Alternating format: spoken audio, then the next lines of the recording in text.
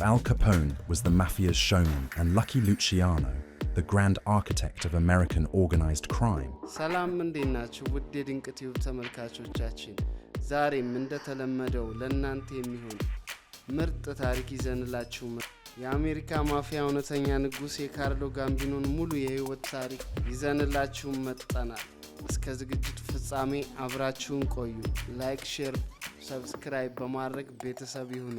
There was a third king, a sovereign who ruled longer and with more power than any other, and his name was Carlo Gambino. ታዋቂው ደራሲ ማሪዮ ፑዞ ዘ ጎድፋዘር የተባለው መጽሐፉን ሲጽፍ ወይም ሆሊውድ ዶን ቪቶ ኮርሊዮኒ በፊልም ሲቀርጽ በአየር ላይ የፈጠሩት ገጸ ባህሪ አልነበረም። ሙሉ ለሙሉ የተቀዱት ከአንድ እውነተኛ ሰው ህይወት ላይ ነበር። ያ ሰው በኒውዮርክ ጎዳናዎች ላይ እንደ ምስኪን አዛውንት እየተዘዋወረ የአሜሪካን ትልቁን የወንጀል ኢምፓየር በአይን ጥቅሻ ብቻ የሚመራው ካርሎ ጋምቢኖ ነበር። አልካፖን በጥይት ተደብድቦና አብዶ ሞተ። ቪቶ ጆኖቬዝ በራሱ ሰዎች ተገርቶ ዘብጥያ ወረደ። ካርሎ ጋምቢኖ ግን ለ50 ዓመታት ማፊያውን እየመራ ኤፍቢአይን አጃቢው አድርጎ በ7 ዓመቱ በራሱ አልጋ ላይ በሰላም የሞተ ብቸኛው የአለቆች ሁሉ አለቃ ነበር። ይህ ሰው እንዴት ይህን ሊያደርግ ቻለ? ዛሬ በድንቅ ቲዩብ ማንም ሰምቶት የማያውቀውን የካርሎ ጋምቢኖን ሙሉ የህይወት ሚስጥርና ወርቃማ ስልቶቹን በዝርዝር እንመረምራለን። አብራችሁን ቆዩ። ታሪኩ የሚጀምረው እንደ ኢትዮጵያን አቆጣጠር ኦገስት 24 ቀን በ1902 በፓሌርሞ ሲሲሊ ውስጥ ነው። ካርሎ ጋምቢኖ እንደሌሎቹ አሜሪካ እንደደረሱ ወንጀል ውስጥ እንደገቡት ጋንግስተሮች አልነበረም። እሱ የተወለደው ክቡሩ ማህበር ወይም ሆነርድ ሶሳይቲ ተብሎ ከሚጠራው ጥንታዊ የሲሲሊ ማፊያ ቤተሰብ ውስጥ ነው። ወንጀል በደሙ ውስጥ የነበረ ህፃን ነበረ። ገና በ19 ዓመቱ የቤተሰቡን ክብር ለማስጠበቅ የመጀመሪያውን ግድያ ፈጸመ። በዚህም ምክንያት በማፊያው አለቃ ትልቅ ክብር የሚሰጠው ሜድማን ወይም ሙሉ ማፊያ የሚለው ማዕረግ በጣሊያን መሬት ላይ ሳለ አገኘ። ነገር ግን በ1920ዎቹ የጣሊያኑ አምባገነን መሪ ቤኒቶ ሙሶሊኒ በማፊያዎች ላይ የሞት አዋጅ አወጀ። ማፊያዎችንም ሙሉ በሙሉ ማሰርና መግደል ጀመረ። ካርሎ ህይወቱን ለማዳን በ1921 ኤስኤስ ቪንቼንዞ ፍሎሪዮ በተባለች የጭነት መርከብ ውስጥ በድብቅ ተሸሸገ። ያለምንም ፓስፖርትና ሰነድ በአንድ ጠባብ ክፍል ውስጥ ለአንድ ወር ሙሉ የወይራ ዘይትና ደረቅ አሳ ብቻ እየተመገበ በአትላንቲክ ውቅያኖስ ላይ ተጓዘ። ጆርጂና የባህር ዳርቻ ላይ በድብቅ ከወረደ በኋላ ቀጥታ ያመራው ወደ ወንጀለኞች መዲና ወደ ኒውዮርክ ከተማ ነበረ። ኒውዮርክ ከደረሰ በኋላም የካስቴላኖ ከሚባሉ ዘመዶቹ ጋር ተቀላቀለ። በዚያን ጊዜ አሜሪካ ውስጥ የማዕቀብ ዘመን ነበር። አልኮል መጠጥ በህግ ተከልክሎ ስለነበር ማፊያዎቹ ህገወጥ አልኮል በማዘዋወር ሚሊዮነር የሆኑበት ወርቃማ ዘመን ነበር። ነገር ግን ከተማዋ በሁለት አሮጌ ሲሲሊ ማፊያ አለቆች እብሪት ትናወጥ ነበር። ጆ ማሴሪያ እና ሳልቫቶሬ ማራንዛኖ የተባሉት እነዚህ አለቆች ኒውዮርክን ሙሉ በሙሉ ለመቆጣጠር ዘካስቲላመርስ ዋር የሚባለውን ደም አፋሳሽ ጦርነት ከፈቱ። In the world of mafia or organized crime, there are few names that resonate as powerfully as that of Carlo Gambino. Don Carlo Gambino. Often silent mobs. ወጣቱ ካርሎ ጋምቢኖ ጦርነቱን በንቃት ይከታተል ነበር። አንድ ትልቅ ትምህርትም አገኘ። ለአሮጌና ለደነዘዙ አለቆች በአይነ ስውርነት መታመን መጨረሻው ሞት ነው። ጋምቢኖ ከአዲሱ ትውልድ መሪ ለኪ ሉቺያኖ እና ሜር ላንሳኪ ጋር በሚስጥር ተባበረ። ሉቺያኖ ሁለቱንም አሮጌ አለቆች በአሰቃቂ ሁኔታ አስገደላቸው። ከግድያው በኋላ ሉቺያኖ የማፊያውን ታሪክ ቀየረው። እንደ ንጉስ ብቻ የሚገዛበት አምባገነንነት ይብቃ አለ። ኒውዮርክን በ5 ትላልቅ የማፊያ ቤተሰቦች ከፈለጋት እነዚህን ቤተሰቦች የሚመራ ደግሞ ኮሚሽን የተባለ የጋራ ምክር ቤት አቋቋመ። ካርሎ ጋምቢኖ በማንጋኖ ቤተሰብ ስር ከፍተኛ ቦታ ተሰጥቶ ስራውን በረቀቀ ዘዴ መቀጠል ጀመረ። በ1951 የማንጋኖ ቤተሰብ መሪ በድንገት ጠፋ። ስልጣኑን የያዘው ደግሞ የአሜሪካ ማፊያ አይቶት የማይታወቀው እጅግ ጨካኝ ሰው አልበርት አናስታሲያ ነበር።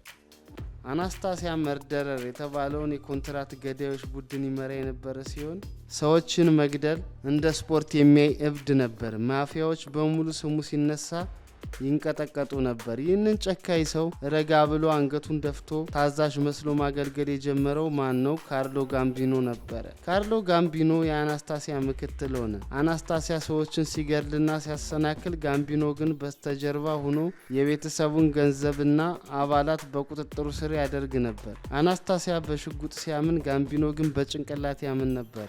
በ1957 አናስታሲያ እብሪቱ በረታ። የኮሚሽኑን ህግጋት መጣስ ጀመረ።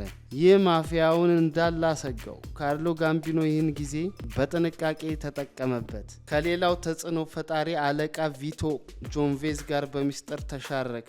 እንደ አውሮፓውያን አቆጣጠር ኦክቶበር 25 ቀን አልበርት አናስታሲያ በፓርክ ሸራተን ሆቴል ወንበር ላይ ተቀምጦ ጸጉሩን እየተስተካከለ ሳለ ሁለት ፊታቸውን የተከናነቡ ታጣቂዎች በድንገት ገብተው በጥይት አበራዩት። አናስታሲያ በደም ተጠምቆ ወደቀ። ጭራቁ ተወደደ። ካርሎ ጋምቢኖም የቤተሰቡ ብቸኛ መሪ ሆነ። ያ ቤተሰብም የጋምቢኖ የወንጀል ቤተሰብ ተባለ። ጋምቢኖ ስልጣኑን እንደያዘ የማፊያውን የንግድ ባህሪ ሙሉ በሙሉ ለወጠው። እንደ ሌሎቹ ጋንግስተሮች አልማዝ አያደርግም፣ ውድ ልብስ አይለብስም፣ በቅንጦት መኪና አይዘዋወርም። የሚኖረው በብሩክሊን ውስጥ ባለ ተራ ቤት ውስጥ ነበር። ጎረቤቶቹ ጥሮታ የወጣ የልብስ ሰፊ እንጂ ቢሊዮነር የማፊያ መሪ መሆኑን አያውቁም ነበር። ነገር ግን ይህ ምስኪን የሚመስል አዛውንት መላዋን ኒውዮርክን በቁጥጥሩ ስር አደረጋት። ጋምቢኖ ትኩረቱን ከጎዳና ላይ ዝርፊያ ወደ ነጭ ኮሌታ ወንጀል አዛወረ።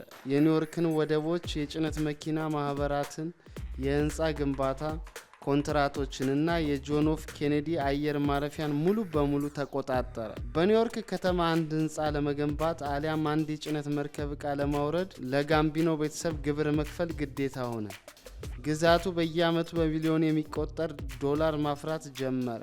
በ1960ዎቹ አሜሪካ ውስጥ የእጽ ንግድ ከፍተኛ ትርፍ የሚያስገኝ ቢዝነስ ሆነ።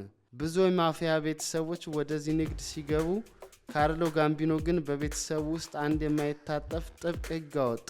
ማንኛውም የጋምቢኖ አባል እጽ ሲሸጥ ከተገኘ ያለምንም ምህረት ይገደላል። ይህንን ያደረገው ስለ ሰው ልጅ ጤና አዝኖ መስሏችሁ ከሆነ በፍጹም። ጋምቢኖ ረቂቅ አሳቢ ነበር። የአሜሪካ መንግስት በእጽ አዘዋዋሪዎች ላይ ከ30 ዓመት በላይ ከባድ የእስር ቅጣት እንደሚጥል ያውቅ ነበር። አንድ የማፊያ አባል 30 ዓመት ሊፈረድበት ሲል ህይወቱን ለማዳን ለፖሊስ ሚስጥር አሳልፎ መስጠቱና ባይ መሆኑ የማይቀር መሆኑን ተረዳ። ቤተሰቡን ከክህደት ለመጠበቅ ሲል ብቸኛ እጽን ከለከለ። በተጨማሪም ተቀናቃኙ ቪቶ ጆንቬዛ ማፊያውን በጉልበት ሊገዛ ሲሞክር በሚስጥር የአደንዛዥ እጽ ወጥመድ አዘጋጅቶለት በእጽ ንግድ ተከሶ እድሜ ልኩን እስር ቤት እንዲበሰብስ አደረገው። ጦርነቱ ሳይከፈት ጠላቶቹን የማጥፋት ጥበቡ የአለቆች ሁሉ አለቃ አስባለው። የአሜሪካ የፌዴራል ምርመራ ቢሮ ኤፍቢአይ ካርሎ ጋምቢኖን ለማሰር ከ20 ዓመታት በላይ ሌሊትና ቀን ሰላይ መድቦ ነበር። ቤቱን፣ መኪናውን፣ የሚሄድበትን ካፌ በሙሉ በስልክ መጥለፊያ ሞልተውት ነበር። ነገር ግን አንድም ቀን የጋምቢኖን ድምፅ መቅረጽ አልቻሉ። ምክንያቱም ጋምቢኖ በስልክ በፍጹም አይነጋገርም። ትዕዛዝ የሚሰጠው በአካል ሲገናኝ ብቻ ሲሆን ድምፁን ዝቅ አድርጎ በሚስጥር በሹክሹክታ ነበር። አልፎ አልፎ ደግሞ በአይን ጥቅሻና በከንፈር እንቅስቃሴ ብቻ ትዕዛዝ ያስተላልፋል። ትዕዛዙን ደግሞ በቀጥታ ለገዳዩ አይደርስም። በመሃል ከ4 በላይ ተላላኪዎች ይኖራሉ። Showiness or Anastasia's violence, but in invisibility. Despite his discretion, he was a monster, without question, a social parasite whose organization thrived on corruption and fear.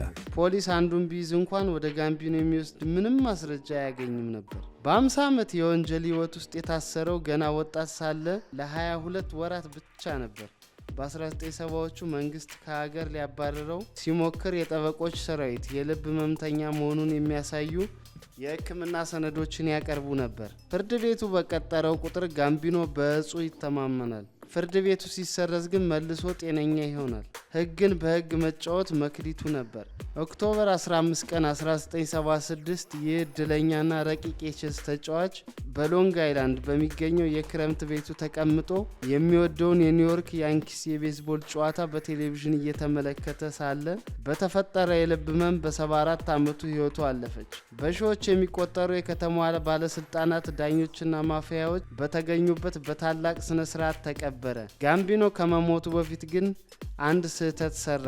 ስልጣኑን ለታማኙና ለጀግናው ወታደሩ ለአኒዬሎ ዴላ ክሮቼ ከመስጠት ይልቅ ለገዛ ዘመዱ ለፖል ካስቴላኖ አወረሰ። ይህ ውሳኔ በቤተሰብ ውስጥ መከፋፈልን ፈጠረ። ከአመታት በኋላ ጆን ጎቲ የተባለው ትዕቢተኛ ማፊያ ፖል ካስቴላኖን በጎዳና ላይ አስገደለ። ጆን ጎቲ የጋምቢኖን ምስጢራዊና ረቂቅ አካሄድ በመተው ለጋዜጠኞች መታየት ጀመረ። ይህም የኤፍቢአይ የጋምቢኖን ኢምፓየር ሙሉ በሙሉ እንዲያፈርሰው በር ከፈተ። ካርሎ ጋምቢኖ ያረጋገጠው አንድ እውነት አለ። እውነተኛ ስልጣን በጩኸትና በጉራ ሳይሆን በዝምታና በብልሃት ውስጥ ነው የሚገነባው። የዛሬው የድንቅ ቲዩብ መሰናዷችን ይህን ይመስል ነበር። በጋምቢኖ ረቂቅ ህይወት ላይ ያላችሁን አስተያየት ኮሜንት ላይ አስፍሩልኝ። ቪዲዮውን ከወደዳችሁት ላይክ ማድረጋችሁና ሰብስክራይብ ማድረጋችሁን አትዘንጉ። በሚቀጥለው አስገራሚ ታሪክ እስከምንገናኝ ሰላም።